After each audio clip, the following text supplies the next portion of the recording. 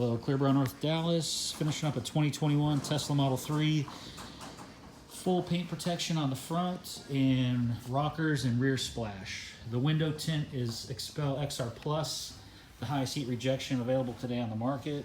We got 15% in the front. You can take a look there. We're inside, so it's going to be a little darker. We got 15% in the front, limo in the back. And like always, all our edges are micro edges, shaved right to the top. No big gaps. None of that half-inch gap business comes out of here. Everything's nice and custom. So when you see this, you don't see any big gaps.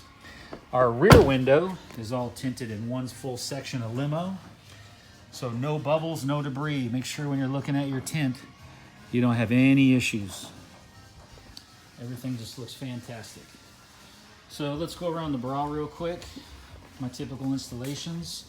Everything gets wrapped inside the door, all the way around here, all the way into the frunk. Everything wrapped around the hood, all this. Nothing left open. When we get inside this headlight area, everything wraps inside the trim here. So you don't want any bad dirt lines. Most of the people, when they wrap this, they leave a line around this headlight on the fender and it gets a big dirt line.